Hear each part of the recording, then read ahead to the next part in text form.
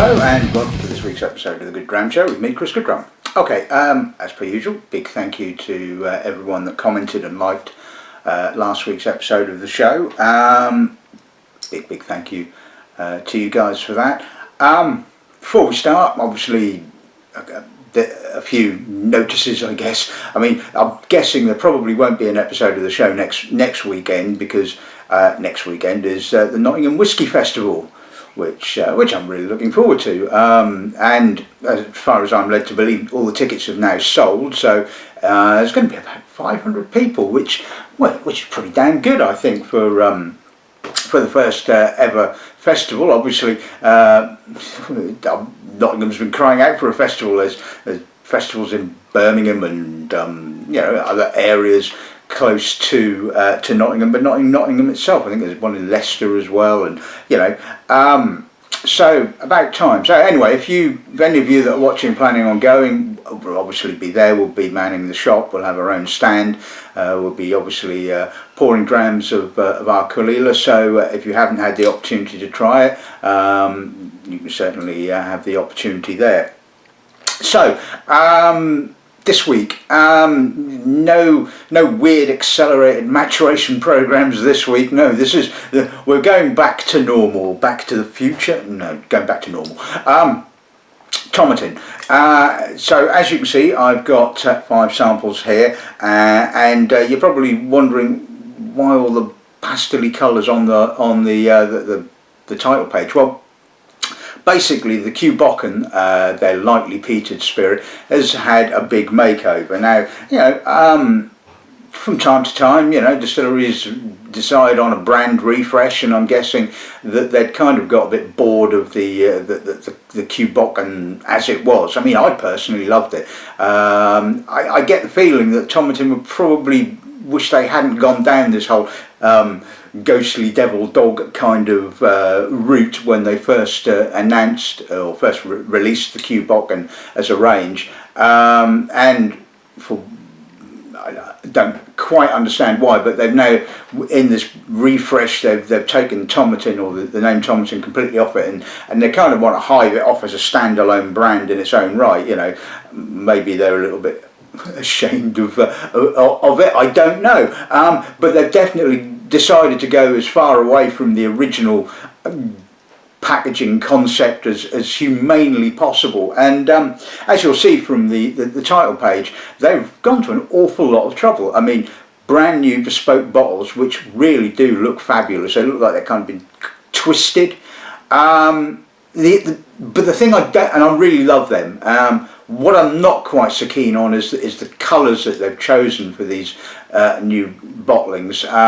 They're pastel-y, they're I don't know, I don't want to say girly, but they're kind of, like I said, they've moved so far away from this whole concept that I don't see the sort of I don't see the connection between pastel colours and Cu Bocan.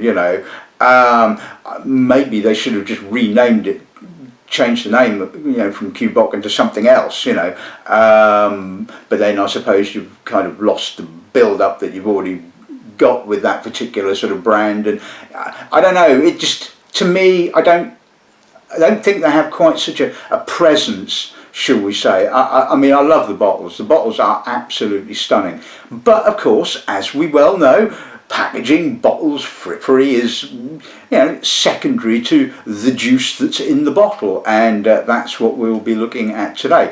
I'll also be looking at a couple of new releases from Tomatin itself, and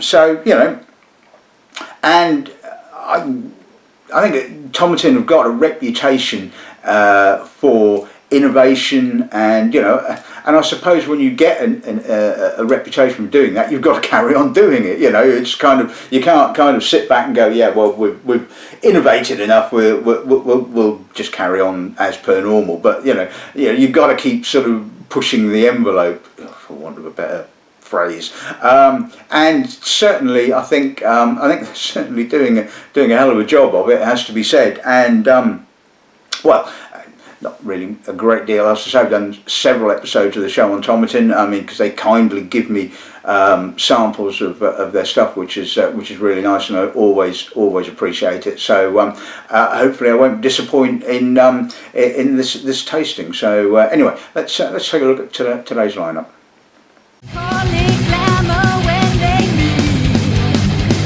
Right, okay, so although the Cu Bocan range has had this big makeover, the standard bottling, which they're now calling the Signature, which has a sort of a grey kind of packaging, is still exactly the same as it was. It's a combination of relatively young spirit that's been aged in ex-bourbon, ex-oloroso and ex-virgin American oak. So, you know, no change with the juice, but like I said, the packaging has changed.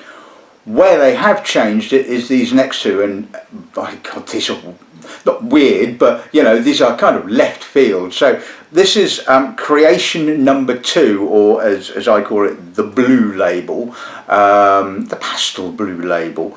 So I believe the spirit is roughly about 7 years old, and it's been aged in a combination of Japanese Soshu casks and European virgin oak. I mean, bizarre. I mean, it's quite funny because not so long ago the SWA decided they were going to update their list of acceptable casks for aging whiskey in, and apparently Soshu is now in, but I believe cider isn't. I mean, go figure. I mean, why? Why allow Soshu and not cider, or why allow beer casks and not cider? It makes absolutely no sense. But then, as far as I'm concerned, the SWA are pretty much an irrelevance anyway. I mean, they just come out with this stuff just to sort of like say, we're still here, we're still doing something. Anyway, so Soshu and virgin European oak. I mean, what a bizarre combination. But you think that is bizarre? Creation No1 is even more bizarre. I mean, who comes up with these ideas? I mean, I imagine Graham Unson must have been having one of those, well, what if moments, because Creation No2 is a combination of the lightly peated spirit aged in Black Isle Brewery Imperial Stout casks and Ballan Moscatel de Setúbal. I mean, Moscatel and Imperial Stout? I mean, you know, who comes up with this sort of stuff? I mean, you know, like I said, I think Graham Unson must have been just having one of those, what happens if I do that? And thought, you know what, that's actually quite interesting. And or maybe he just had the two samples and accidentally kind of spilled them together or something and went, oh, having a eureka moment, you know. I wonder if he was in the bath at the time. But anyway, no, we're not quite going to go there, I don't think. Anyway, so that's the brand new Cu Bocan range. We're then going to move on to two new bottlings, limited edition bottlings from Tomatin itself. This is a 10-year-old. It was distilled in 2009 and finished in ex-Caribbean rum casks. I'm guessing originally aged in ex-bourbon.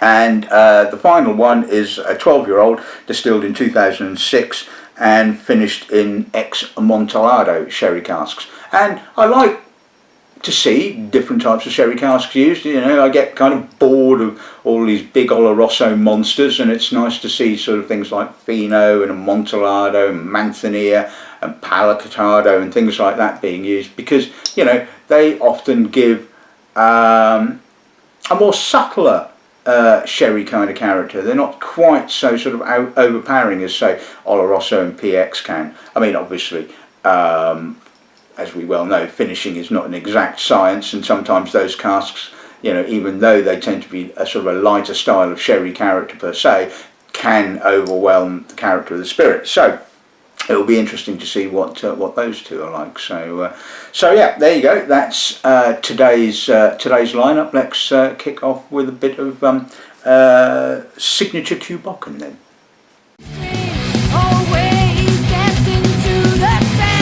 Right, okay, so let's see what the nose gives us.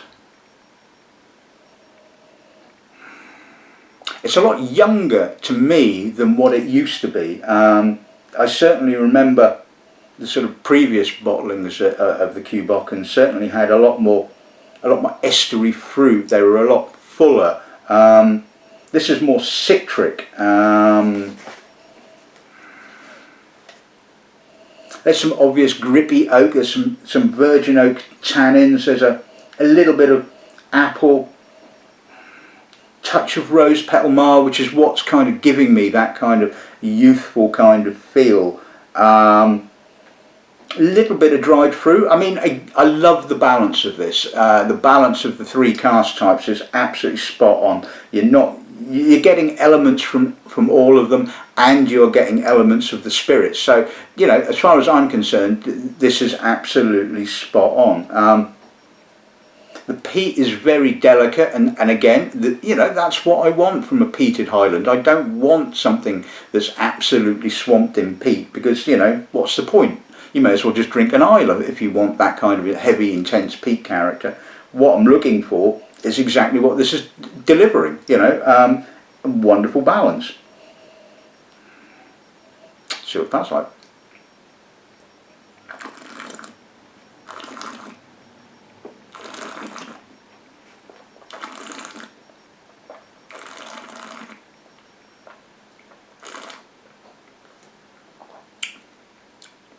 Young, fresh, citric, green apple, apricot, barley, touch of tight tannins, touch of vanilla, a little bit of dried fruit moving in on the mid palate, and then we come back to a little bit of creamy American oak, a smidgen of smoke, and a slightly sort of malt biscuity kind of note right on the finish. Again, it is kind of saying the spirit is quite youthful, and I don't know, I'm guessing that it used to be, maybe the previous bottling was possibly about 6 to 8 years old. This feels a little bit younger. I would guess probably somewhere in the 5 to 7. It certainly doesn't have the richness of previous bottlings, but it's just wonderfully balanced. I'm getting all the different elements of the cask type. I'm getting a bit of smoke, I'm getting a bit of distillery character. What can you ask for?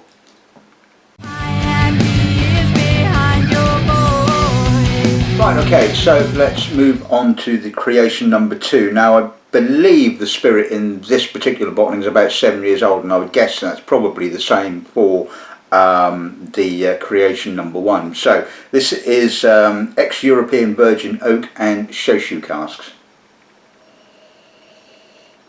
Now that is unusual. I mean, for those of you that don't know what shochu is, it's essentially distilled rice wine. I mean, it's a little bit more technical than that, but if you want a real basic answer, then it is distilled rice wine, and it has that sort of rice wine vinegary, sort of citric, barley kind of note up first. It's got a lot of citrus. It's got a lot of almost kind of tamarind, green fruit, a little bit of maybe gooseberry. I mean, it's got a lovely intensity.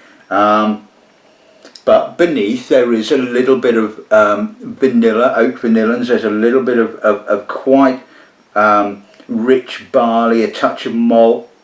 Again, I'm not getting a huge amount of smokiness. I mean, there's just a brief whiff there, and it's just kind of adding to that sort of slightly unusual nose. And I mean, when I say unusual, I mean unusual in a really interesting way. It's absolutely fabulous. I mean, you know, just shochu casks. I mean, you know, bizarre. Oh, lovely. I love that. That is a stunning nose. It really is. See what the palate's like.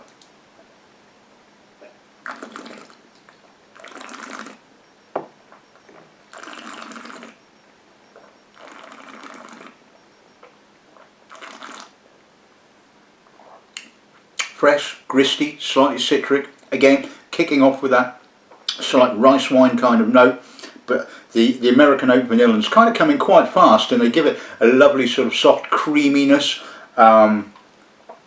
but again, the sort of the citrus is sort of the lime, the lemon, a little bit of tamarind is kind of fighting back on the mid palate and kind of holds out through towards the finish. And there's a touch of sweet barley, and again, like on the Signature, the peat is very, very subtle and really only kind of comes through on the finish, and it is just a gentle whiff of smoke. It is not medicinal or earthy. In fact, it's just absolutely wonderfully polished, and mouth-watering and juicy and citric, and yeah, I really like that. I think that is really impressive.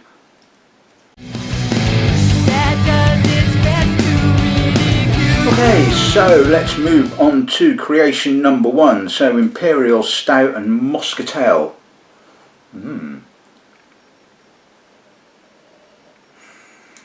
Rich, earthy, quite herbal, oxidised fruit, touch of sweet stout, grape. Again, subtly smoked, it's quite full, getting less distillery kind of character. This is more kind of cask orientated, which is not a surprise given that both of these, you know, the Imperial Stout is quite, you know, a dominating kind of character, and Muscatel is as well. It has that sort of grapey wininess. There's a touch of sultana, some honey. But you know what, I really like that. Again, the sort of like the smoke is kind of melding in a little bit with the stouty kind of notes, and it's really quite unusual. Like I said, I'm getting less sort of spirit character, less distillery character. But in this instance, I'm really intrigued by how these two casks are working together, and I have to say that they've been vatted together. Well, no, yes, they've been vatted together, just absolutely superbly. Neither is sort of overwhelming. They're both really well balanced, and a bit more smoke now, actually. Not sort of give it a nice big deep inhale, and you get some real lightly earthy smoke. So pass on.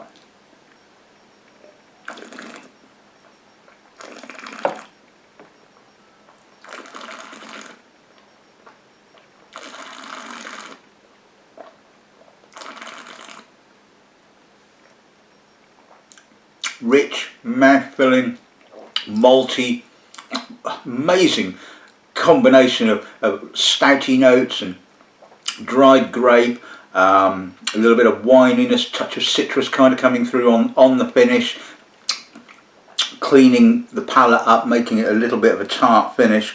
So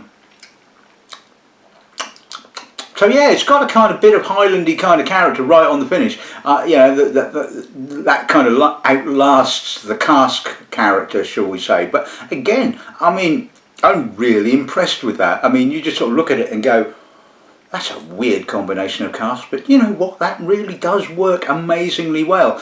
And again, like I said, all right, there is less distillery character, but there is still an element of Highland character in the spirit itself, and a brief whiff of smoke. You know, I think Graham's done an absolutely stunning job of putting these two together. Like I said, I'm kind of not lukewarm. I have mixed feelings about the packaging. As I said earlier, I love the bottle. I love the way it looks twisted. I'm less enamoured with the colours that they've opted to use, but you know, you can't please everybody, can you?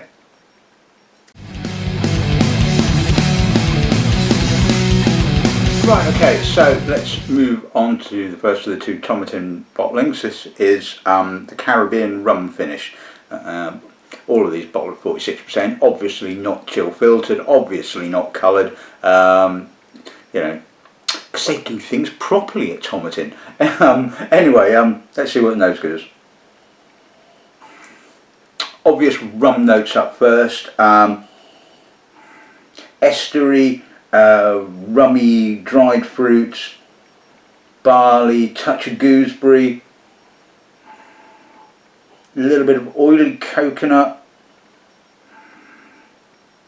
The cask is quite dominant, but again, I am getting some distillery character. I'm getting a bit of malt, a bit of barley, the citric notes, the sort of the gooseberry, the sort of fresher lime, citrus. I like that. I think again that is really well balanced. I think they've got the finishing just about right. I think if it had been, I don't know how long the casks were left, but a couple of years possibly. I'd be surprised if they were left any longer than that in the rum, because it is. I mean, it might be a couple of extra years possibly. Maybe 2 to 3. Because there is quite a bit of rummy character, but I don't think it overwhelms the character of the spirit. Unlike, interestingly enough, quick plug for the Whiskey Magazine. In the latest issue of the Whiskey Magazine, Rob and I think it's Kate, I think, that's now doing the reviews, have reviewed both of these two, and they were pretty much well, I wouldn't say uncomplimentary, but they didn't really rate this. I mean, they both thought that the cask was just overly sweet and overwhelming, and I kind of have to disagree with them on that. I think the balance is actually pretty good. But then that's the wonderful thing about whiskey. All our palates are completely different, but I honestly think that this has actually got a really good balance to it, and I would certainly put this on the shelf. Anyway, let's see what the palate's given.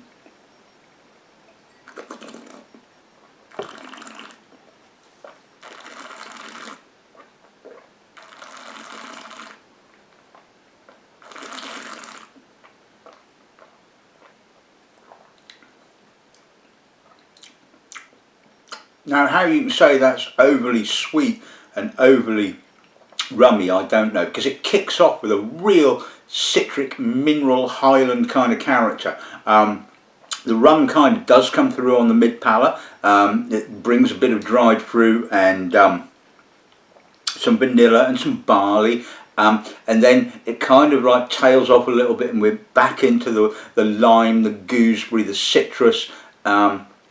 And you could argue that the finish is a little austere, but it's really minerally and it's Highlandy. I mean, it just says Highland whiskey to me, and I don't find that overly sweet at all. Personally, I find it really well balanced. The rum is controlled and is adding just enough kind of, oily, slightly tropical kind of dried fruits. And you know what, I like that. It's got lovely progression, and I certainly rate that.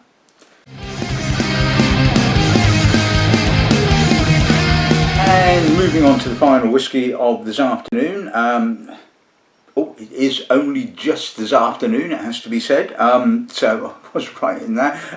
Anyway, so this is the 12-year-old Amontillado sherry finish, which incidentally Rob and Kate in the Whiskey Magazine rated very, very highly. Well, I don't know about very, very highly, but they rated it relatively highly, shall we say. Let's see what it tastes like.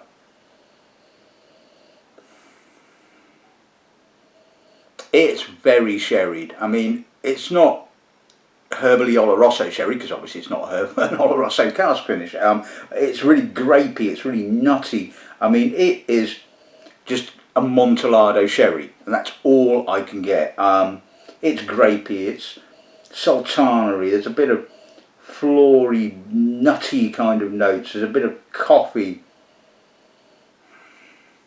Frankly, to me it lacks the balance of the Caribbean rum finish, it has to be said. It is it's just sherry. I get nothing else. I get no distillery character, I get no Highland character, I just get Amontillado sherry. I mean, it's very clean, there's no blemishes, no sulphur, and there are people that are going to love this kind of stuff, but to me it's another one of those whiskies that leaves me cold, because it essentially could come from anywhere. The sherry is so dominating that's it, that's all I get. Sherry, Amontillado sherry, and if I wanted to drink Amontillado sherry, have an Amontillado sherry because I love Amontillado sherry. But in my whiskey, I want at least some kind of whiskey character and whiskey note. So anyway, let's see what it passes like.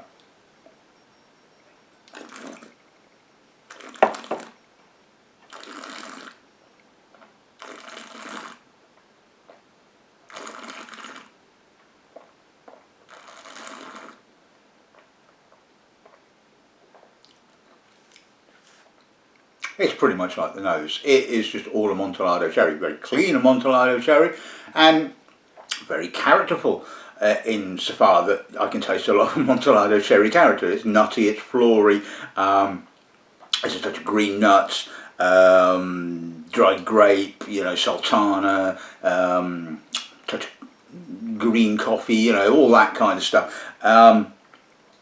But I'm getting no character. I'm getting no. It doesn't say Highland to me. It doesn't say Tomatin. It doesn't say fruit. It just says cask. And to me, yeah, I'm sorry to say this, but it is pretty dull at the end of the day, unless you love Amontillado sherry. But then, you know, go and drink an Amontillado sherry. I mean, you know, that's to me that is just so unbalanced, and it's just, you know, night and day when comparing the Caribbean rum finish, which, you know, like I said, Rob and Kate in the Whiskey magazine didn't like whatsoever. I mean, they didn't give it a poor score. They gave it a sort of like an average kind of score, but said it was all cask orientated and too sweet.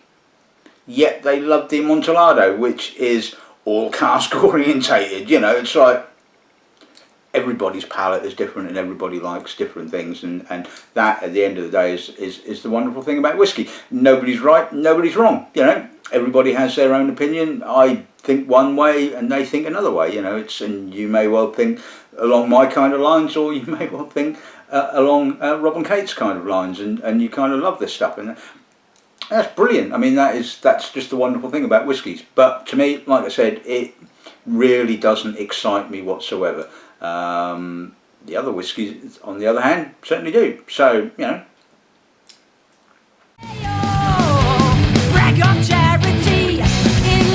Right, okay, so let's sum today's episode of the show. Firstly, a big thank you to Tomatin for the samples for today's episode of the show. I really appreciate your continued support, and obviously, you know, you send me the samples, I'll review them. Everybody wins. The Cu Bocan, like I said, I think I went through pretty much what I thought of that at the time. You know, certainly the signature, or whatever they're calling it now, is a bit younger than what it used to be, but I still think really nicely balanced. It shows the elements of all the different cask types, and you get some distillery character, and so to me, what more do you want? You know, it is a perfectly balanced whiskey. The blue edition, or what was that, Creation No2, I think, the Shoshu cask, I mean, you know, left field. I mean, really intriguing, really interesting, works amazingly well, it has to be said, and, you know, you really need to sort of, to taste that, and yes, I will be buying some in, so you can indeed purchase them in due course. Same with the, obviously Tomatin are going to be happy to know that. So Creation No1, the stout and the muscatel. I mean, yeah, that's just kind of blown my mind. You know, these two completely sort of, you know, different cask types. You know, you would not have thought they'd work together. I mean, what on earth is Graham going to come up with next? I mean, you know, yeah, how about Shoshu and Imperial Stout? Now that might be an interesting one to work with, or no, I'm not going to tell him his job anyway. But anyway, yeah, the Cu Bocan range, as in a general nutshell, I really like, and I really suggest that you and I like to sort of, you know, I like to push it, and that's the big problem I think that they might have had with the Cu Bocan range. It didn't really. I mean, you know, everybody knows Tomatin, and you don't really have to sell Tomatin per se, because customers come in and they buy it. They know the 12-year-old and the legacy and all that kind of stuff. The Cu Bocan range was a little bit of a mystery to them, and you really had to sort of hand sell the stuff, you know, and convince customers to sort of give it a go. And maybe this rebranding will work, I don't know, but I mean, I hope it does, because the juice is damn good at the end of the day. Moving on to the 2 Tomatin bottlings, yeah, I really love the Caribbean cask finish. I personally thought it was really nicely balanced, and yeah, I would certainly happily sell that. The Amontillado sherry finish, yeah, I like the fact that they're trying to do things with different types of sherry. I get that, I like that. It's just I wish there was a little bit more balance in that. I don't know how long that's spent in the Amontillado sherry cask, but I would guess a number of years, probably too many years in my personal opinion.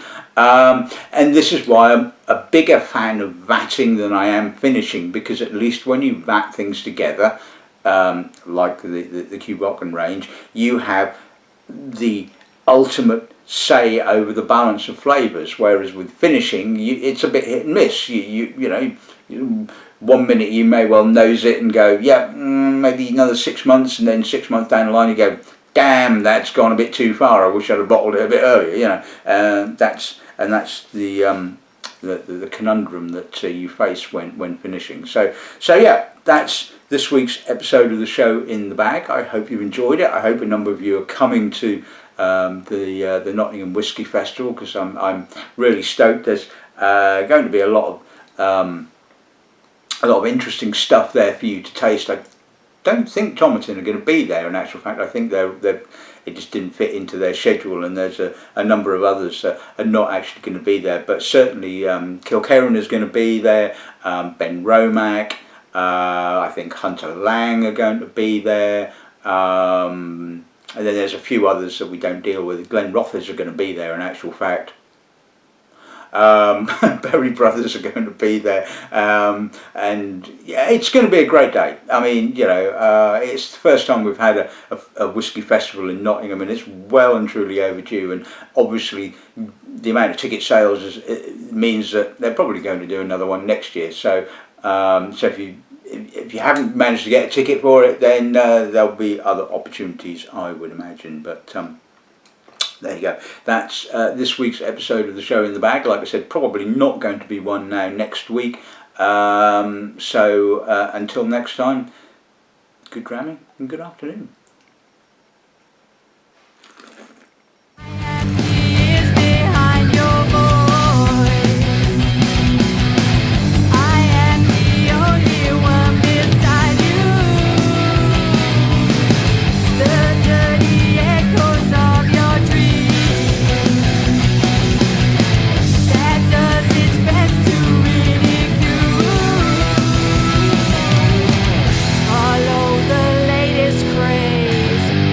Tastes of shit but smells good.